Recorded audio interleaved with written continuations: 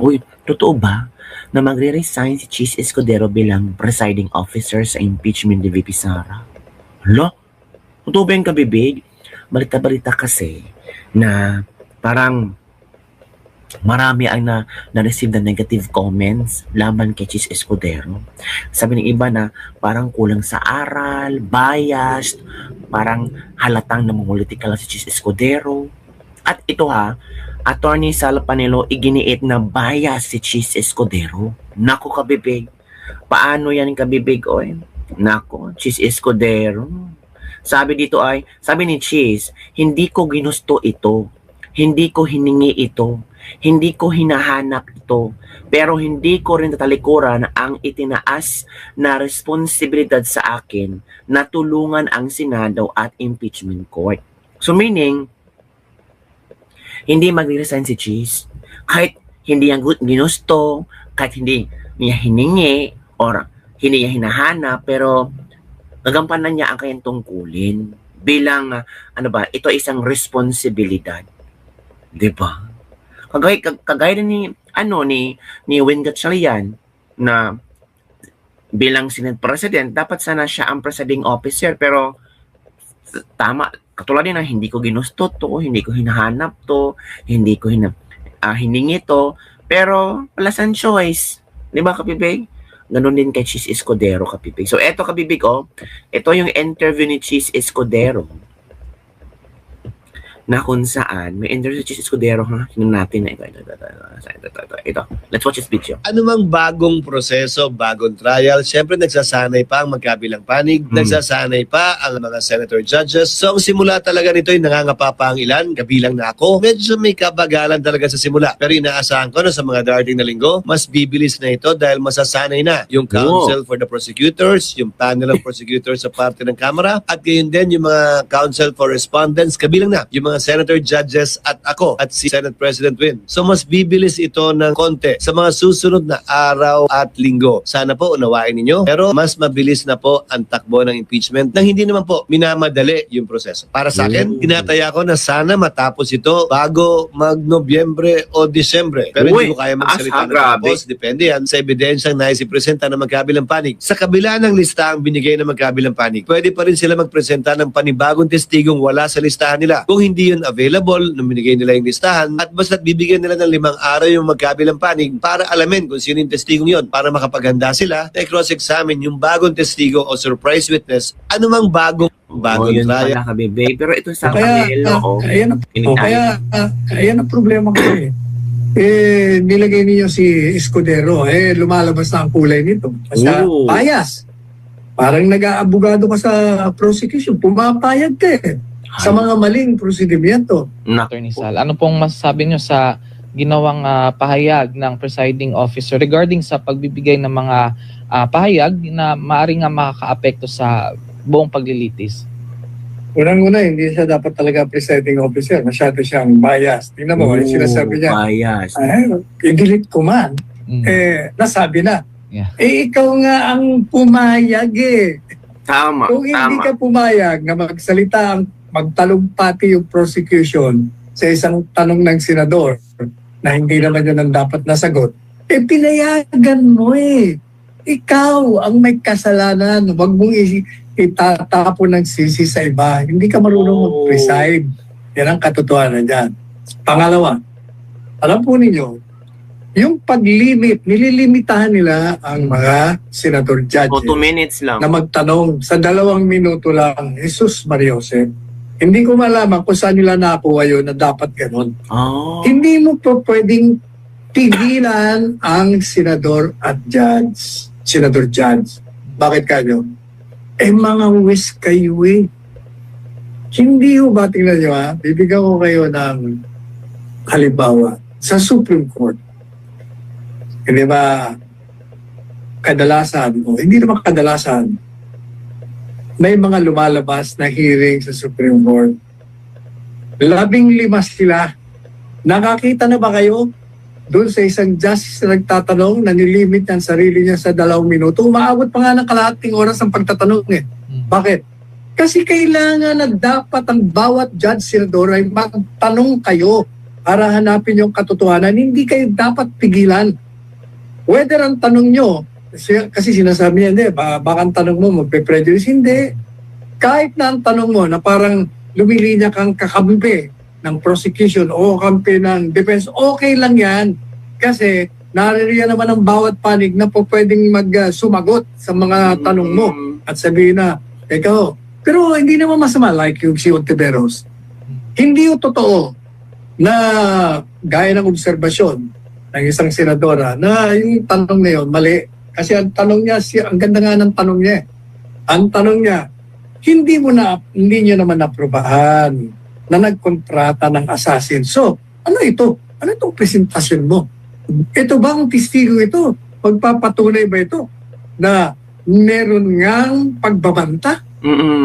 Na ito ay isang impeachable offense? O ito ba, ano ba ito? Ito ay masamang asa lang ng president, ng vice-presidente. Hindi yung masamang tanong yun. Magandang ang tanong yun eh.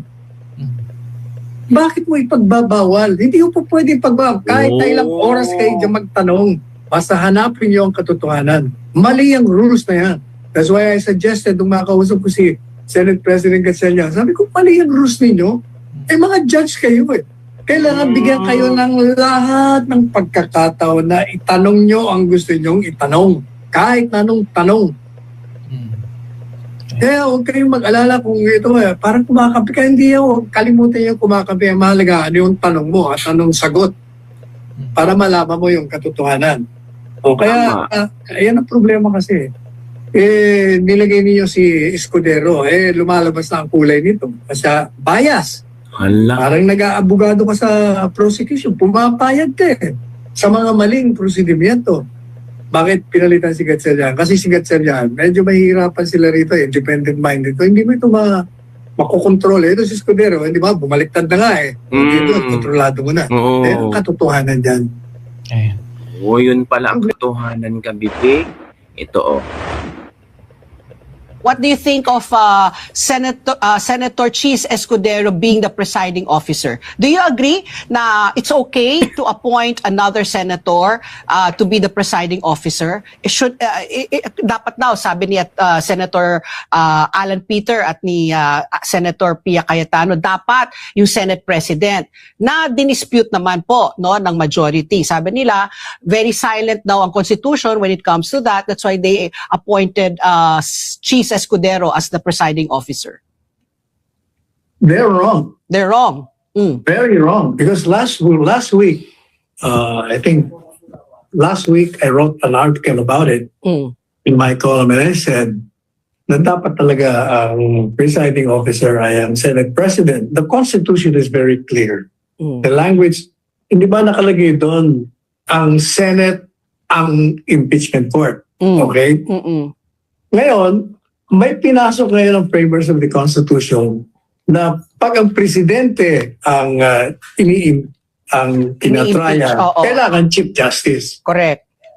Kung ibig sabihin, yun ang exception to the rule. The rule is the Senate President should preside sa lahat ng impeachment cases.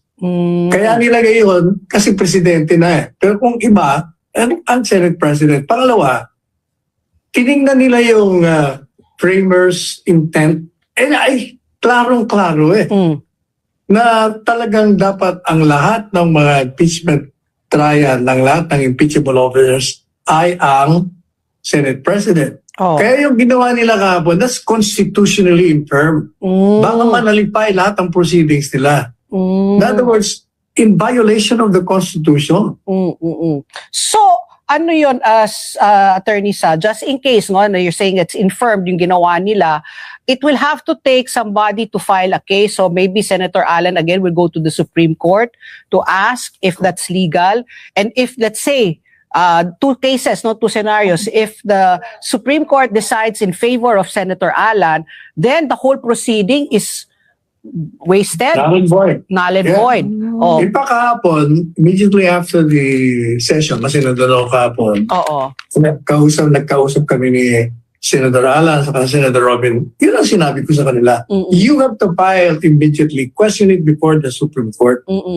At pag-aaralan lang ngayong gabi. Diniscuss namin ka. Sabi ko, unang-una, nagtataka ako. Na-shock kaming lahat kasi last week pa pinag-usapan na namin yan.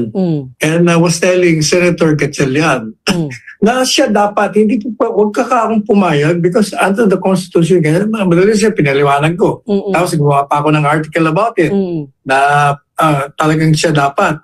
Tapos meron siyang, nung makausap ko siya, abay talagang he will pray. Nag-aaral na daw siya ng gusto and so forth and so on. Tapos in-announce niya sa flag ceremony na siya na talaga. Ready na siya. Okay na siya kami lahat nung biglang pumayag siya. Well, He allowed it to happen. Kasi nag-o-object na si Alan kasi gusto niya magsalita. He was overruled. Tapos ano nangyari dito? Wala nangyari. So the remedies to really bring it to the Supreme Court. Ang kwento, isang senador doon, after the ceremony, may tinawagan sa Malacanang. Ayun. Basta yun ang sabi. Yun pala kung bakit si Cheese ang naging presiding officer. May isang senador pala na sip-sip na tumawag sa Malacanang. So bali ang majority block ngayon ay kontrolado talaga ng sa Malacanang. Yun kabibiga. Yun ang mga pasabog ni Atty. Sal Panelo. Ay nako. Nantakot yata mailang paso sa mga abogado ni VP. Walang alam si Win kasi Cheese ang pinaupo. Sabi nga ni Robin, kung ganun ang gusto mo, sana si Cheese na lang sana ang binutong Senate President. Pero wala naman si Cheese that time, di ba? Parang din, si Alan nagawang display na lang. Yun yung kabibigang ating libak-libak for today. Ano ang yung komento hanggang dito? Do you think papanigan ng Korte Suprema na tanggalin si Cheese Escudero bilang presiding officer at ibalik si Win Gatchalian? Ay nako, ang Korte Suprema natin, ang tagal mag-action. Pagtungkol sa mga kalaban ni Duterte, ang bilis-bilis, pero pag mga Duterte, ang bagal. Aabutan pa ng taon-taon. Ano ba? Magiging dependent naman kayo and dependent naman kayo Korte Suprema. Yun lang, bibig.